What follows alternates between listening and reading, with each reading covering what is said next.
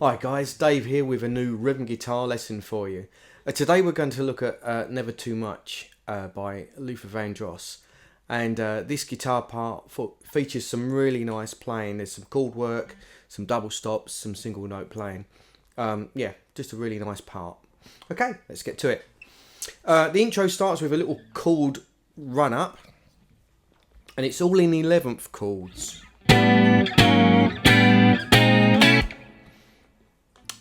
I'll show you the first shape, and then it's just a case about moving it up or down one fret at a time. So we're going to start with an A11.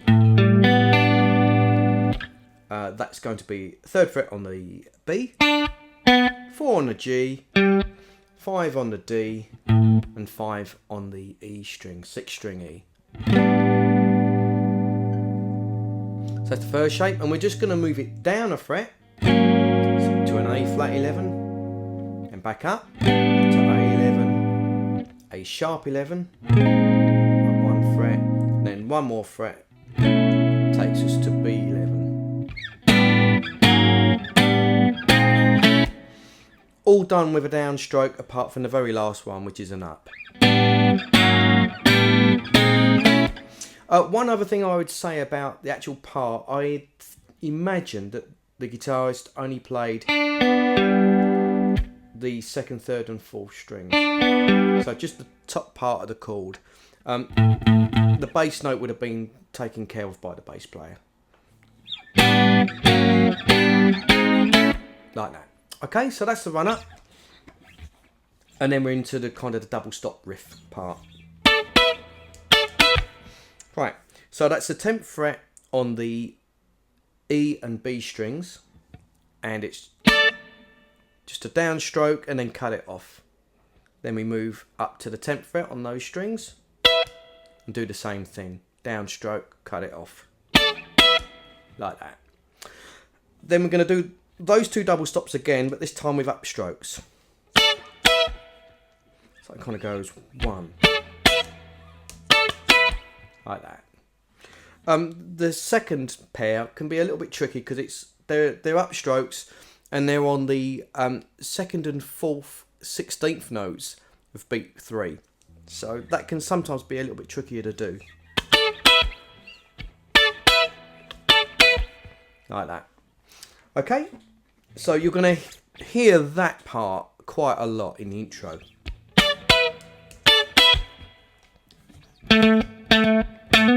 Then we get this little single note riff.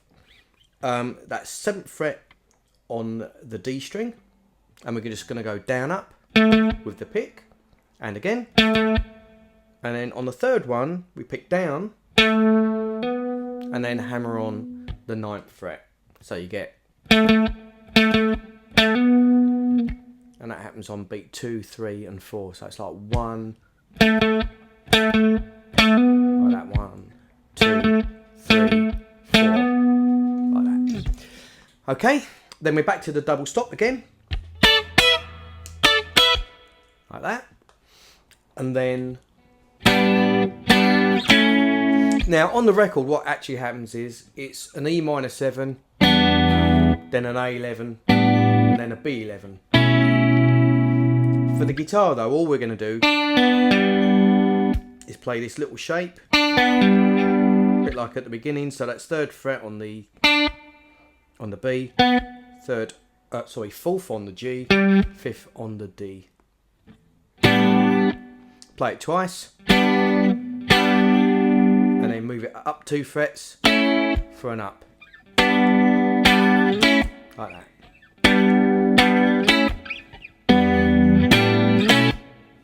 Okay, then we get the double stops again,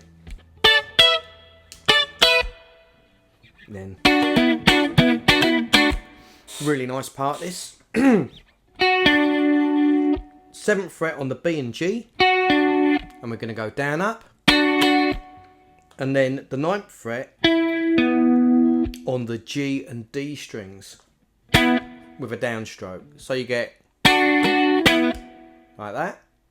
Then a downstroke on the 1st shape again, downstroke on the 2nd shape, then back to the 1st, down, then up on the 2nd shape, and then up on the 1st shape, slowly.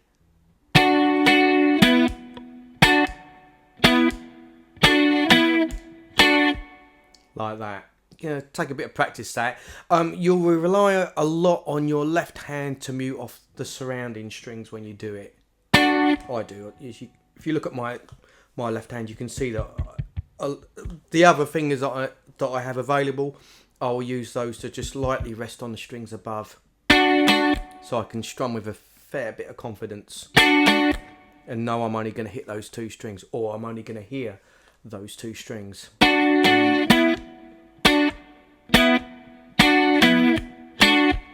Like that.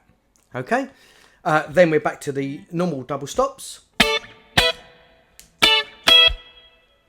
Then we get this nice little chromatic chord movement, A11, A sharp, and then B11. Then we're going to kind of go around the sequence again.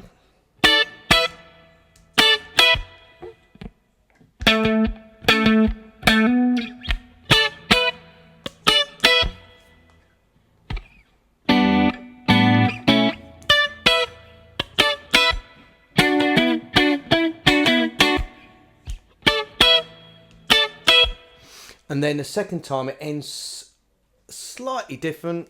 Instead of doing that little chromatic run up, it's just the E minor 7, A11, and then B11. Okay. Now the verse riff, it pretty much just does like a 2-bar pattern. There's some variations that I'm going to show you that I heard on the record. You don't have to play them in any particular order. I get the feeling that when he played it, it was on a whim, which one he did, basically. So don't feel like you have to be religious to the record when you play it, as far as the variations go. So the first one is this.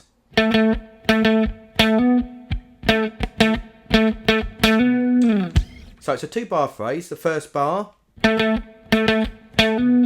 like what we had in the intro. So it's 7th fret on the D, down up, same thing, and then one more down and a hammer on the 9th fret. Then in the second half of the second bar, on the 7th fret again on the D, it's a down, up, then 2 downs, one more, and then hammer on the 9. So the second half, so it's like down, up, down, down, down, with a hammer, like that. So you got 1, 2, 3, 4, 1. Like that.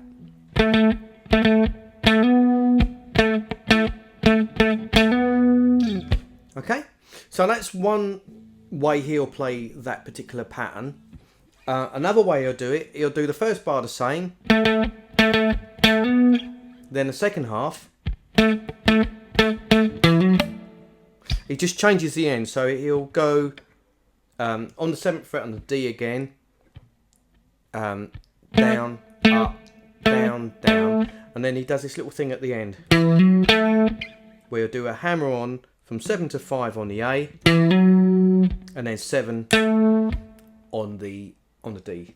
So you get that. So it's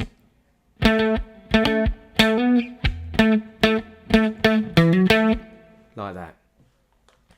Okay. Another variation that I hear when he's playing the second verse is where he'll do a kind of a double hammer on. So again, the first bar is the same, and then second bar. So what's happening there is on the 7th fret of the D, down and up, and then so he's just doing this twice. He's just hammering on from 7 to 9 on the A, and then to 7 on the D, and he does it twice. So there are all the variations. So the last variation is this.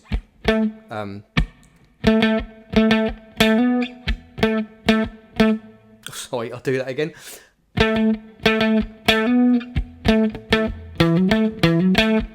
That's it. So they're the 3 variations I hear throughout the verses. Like I said earlier, at your own discretion, which ones you use and where, really. Okay.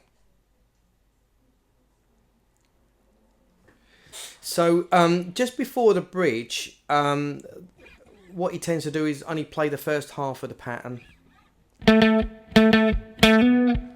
and then he just plays on beat 2 and 3, just on the 7th fret on the D string.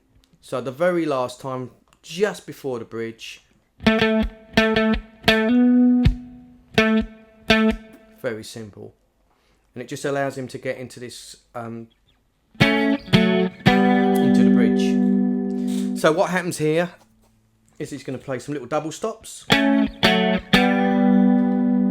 So this is all on the G and D strings.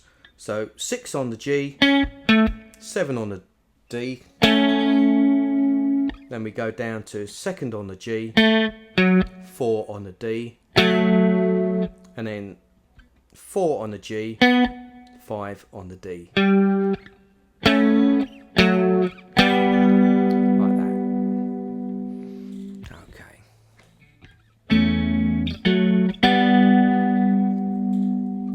So he does that.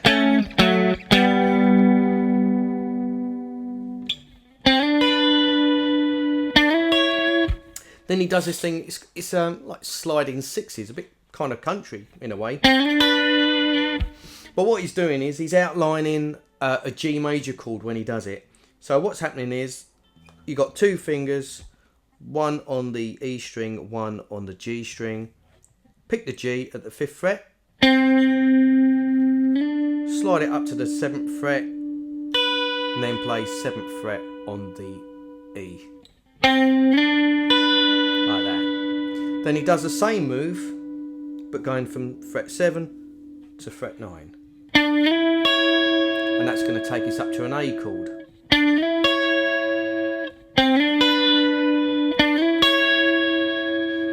Then he plays that little double stop run again. Like that.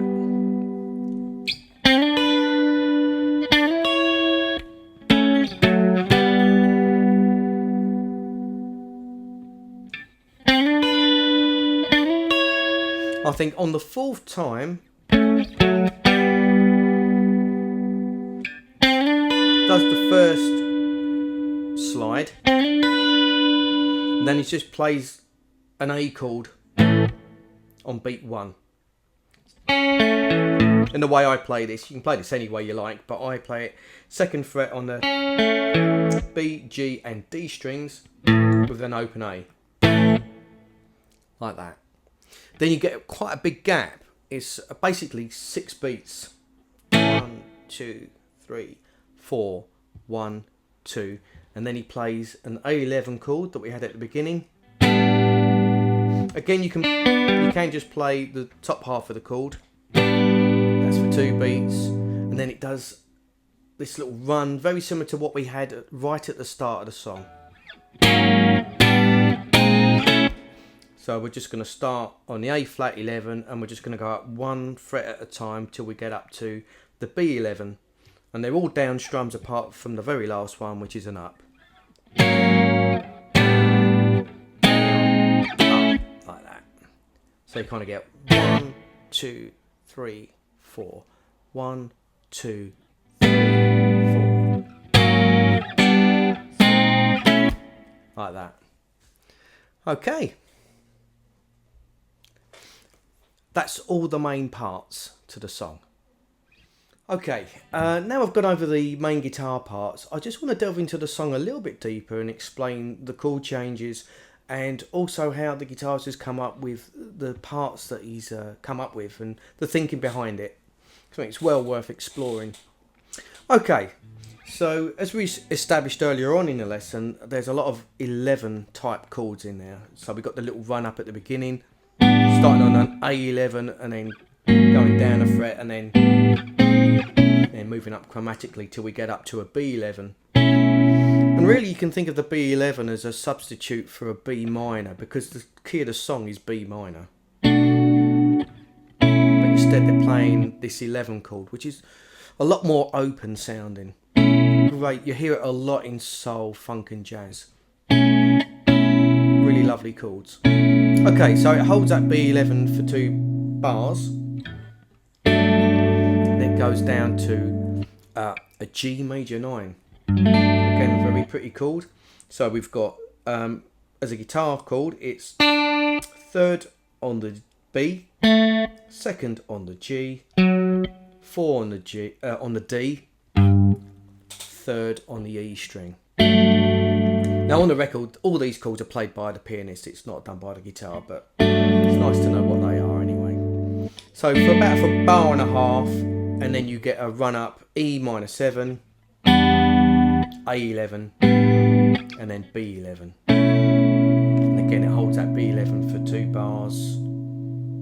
Then it's back down to that G major 9. Then you'll hear for a bar, and then it'll go E minor 7 for 2 beats, and then it goes this little chromatic run up that we looked at earlier on in the lesson. A11, A sharp 11,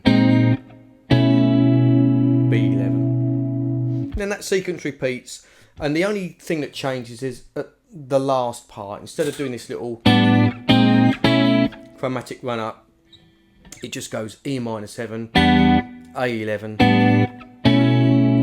B11. Okay, so that's the intro, and the chord sequence follows in the verse a lot more simply. It just does 2 bars of B11 and 2 of the G major 9, and that goes round I think 4 times in all. And on the 4th time, instead of it doing 2 complete bars of G major 9, it does 1 bar, and then halfway through the 2nd bar it goes to A11. Okay, the bridge, or just before the bridge, we get this little 2/4 bar where it's just going B11 to an E minor 7.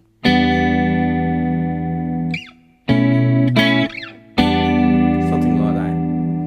Holds the E minor 7 for 2 bars, then it goes to G for a bar, and then A for 2 beats, and then that little B11 to E minor 7 change. Does that almost 4 times, but once you get to the 4th time, it just goes, once it gets to the G, holds it for a whole bar, and then stops on an A. And this is the bit where you get this big gap where he keeps singing never too much, never too much, never too much.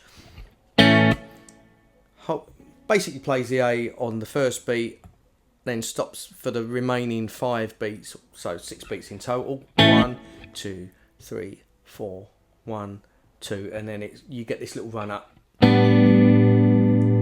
A11, and then A flat, A11, A sharp 11, B11, and then that brings you back round into the intro sequence, and then it kind of repeats. The lengths are slightly different the second time round, but essentially that's all the harmony to this song. Okay, now let's look at the approach the guitarist has taken to forming his guitar parts over this. As I said earlier, it's in the key of B minor, and majority of what he's playing is actually just simply based upon a B minor pentatonic. Now that's whether he's playing single notes or whether he's playing double stops. For the most part, he's actually just playing out of the minor pentatonic, and this is very, very common in funk guitar playing. Right, so the thing you hear at the beginning, he's basically just playing a pentatonic scale, B minor pentatonic scale, in fourths.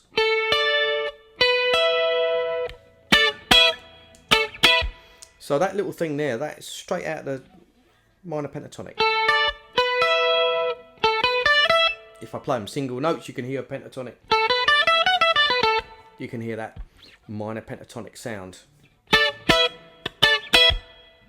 The notes that you hear following is straight out the B minor pentatonic. And very typical with funk guitar, they'll only use 2 or 3 notes to outline a riff. They don't use a great deal of notes. It's more about the rhythm that's played with those notes that gives it its part, you know, gives it what it needs to be.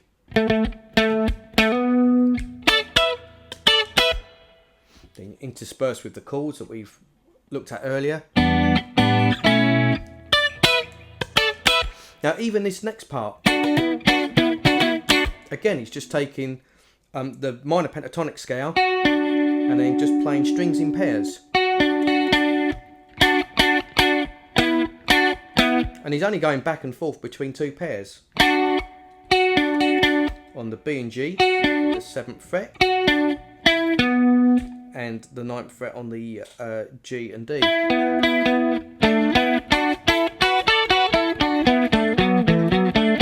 But that's all he's doing. He's just taking pairs of strings out of the minor pentatonic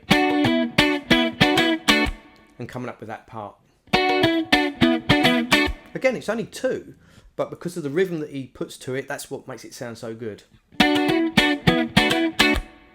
Okay.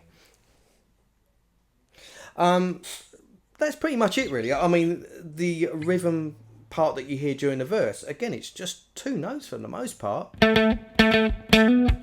Again, it's minor pentatonic, and even when he does those little other fills, you can see that they're just straight out of the minor pentatonic pattern.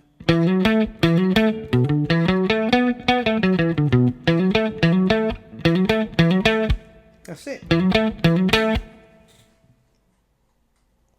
So the vast majority of what he's playing is really just B minor pentatonic, but sometimes he's playing them as double stops in pairs.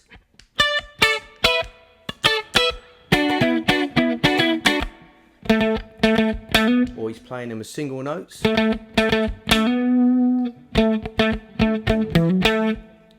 The only time when he kind of comes out of the pentatonic is when we get to the bridge,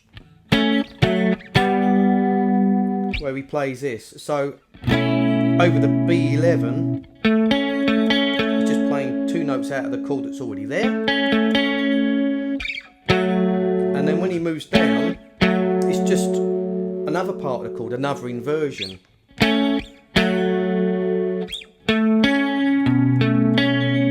So there he's playing the 7th and the 9th out of the chord. There he's playing the 7th and the 5th. All over the B. And then when he moves up to here, for this double stop, this is over E minor 7. He's simply playing the 3rd and the 5th out of the E minor 7 chord. Okay.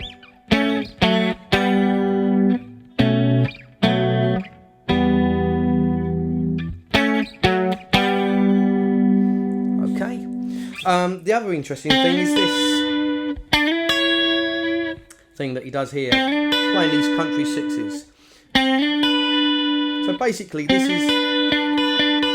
is outlining a G major chord. If you think of a D chord shape, but play it up at the 7th fret here, that would be a G chord. But instead of playing all of it, he's just playing the E and the G strings and playing it with a little slide. And the same thing when he slides it up 2 frets. If I play a D shape there, that actually becomes an A chord.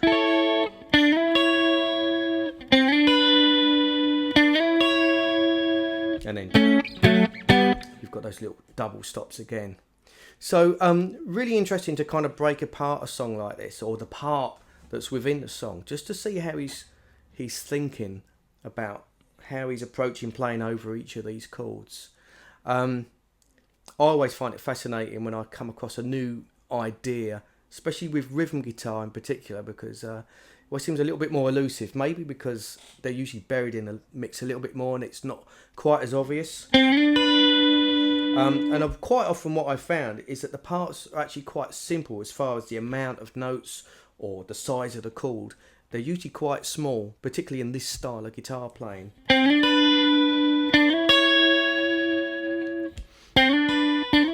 So a really nice mix of ideas here. You've got the pentatonic as double stops, single notes. You've got some thirds that are kind of belong to the key or that fit the chords that are going underneath.